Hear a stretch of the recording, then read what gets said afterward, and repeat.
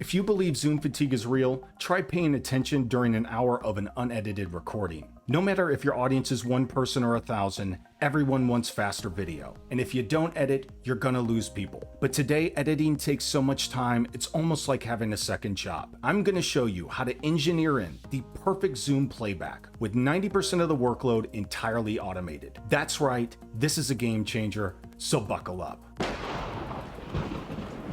I cut every single delay. I edit out the rapport and the small talk, the sound checks, the part where Melissa joins the call late.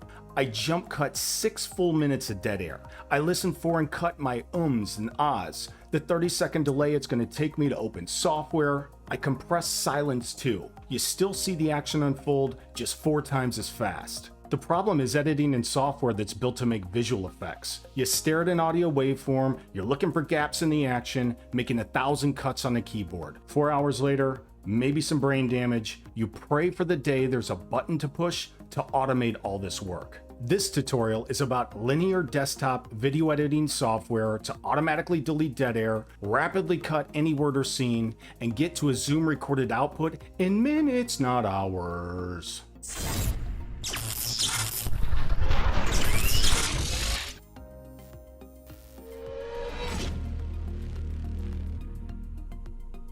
First, I select a file. I can select any podcast or Zoom file. This is an 1.5 hour long Zoom call.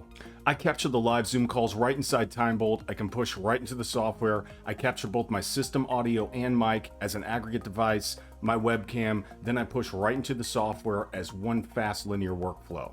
After you upload, it's going to take about 48 seconds to process and auto-detect every silence. This automation alone saves 4 hours of intensive manual work. Here you can preview the video and preview the audio sections. You can see that the silences have been cut out. This is pretty bad audio on one of the ends. And so what we're going to do is just gradually take down this filter below up 2 points. That really cleaned up the audio. Now I can preview both the timeline and the video preview. I think Shadow might join. We cut out the small talk, the rapport, things that happen before the meeting starts. I didn't use the audio on the laptop. Now I can go through and preview the output up to 4x speed. I personally do 2x. The chunks show the exact 1 hour and 2 hour mark. So chunk 1 goes up to 59 minutes, chunk 2, 59 minutes as well. So I can continue on with the settings. I put my left padding at 0.15, my right padding at 0.25. And with long Zoom calls, you're typically not wanting to remove silences longer than 3/4 of a second or a second. Otherwise, you're talking about thousands of cuts. It increases the render time, can create some jumpy videos. So I do 0.75 to 1 second. It's at this point the software will actually save this as a preset, and if this is your second time uploading a similar Zoom video, these are all saved as presets. It's at this point, that 48 seconds, that you can immediately go to add the render queue and begin filtering the file. You can go and edit with additional rendering enhancements. Fast forward silences, I mark I want to have any silences longer than 4 seconds, increased by 4x. With fast forward silences selected, you can see this is longer than 4 seconds. This would be sped up by 3x. Now, if you want to actually just delete that silence, if it's still not important, all you do is click the bar above and it'll turn it to red and it will skip that silence. If you want to change it back, you just click the bar and it'll again change it to fast forward 4x. Next thing I'm going to do, let's look for some filler words. We can make some of these fields mandatory, and we can also just leave it open. You heard the word Command B, and all I do is go up here and delete it out. Mandatory, and we can also just leave it open. So you can go through, actually delete any word or scene out of the timeline, or mark it either to be deleted or fast forwarded.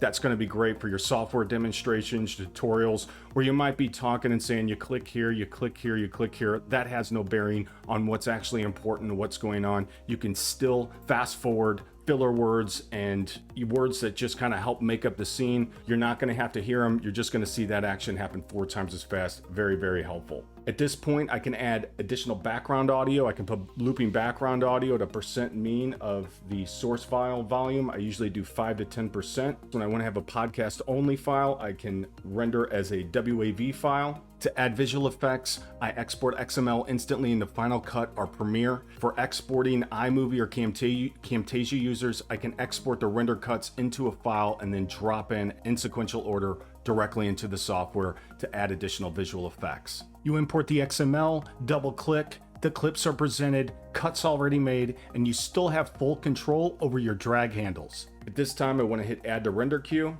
I can immediately start rendering, and then go ahead and begin to do additional type edit work up here in the bar. I can add additional videos. It's basically allowing you to edit in batch mode and then continue adding them to the render queue. This is going to take about anywhere between 30 to 45 minutes to render out. It's going to be less time that I actually took to shoot live. But again, this is time you are free to do whatever you want. I captured and edited this entire video inside Time Vault. I plan my shots, use my voice to control when the camera turns on and off, and I'm able to edit right inside the software for one super fast linear workflow. If you like the idea of editing Zoom video at breakneck speed, hit the like button, take a 15-day trial run with the software, and I'm out of time.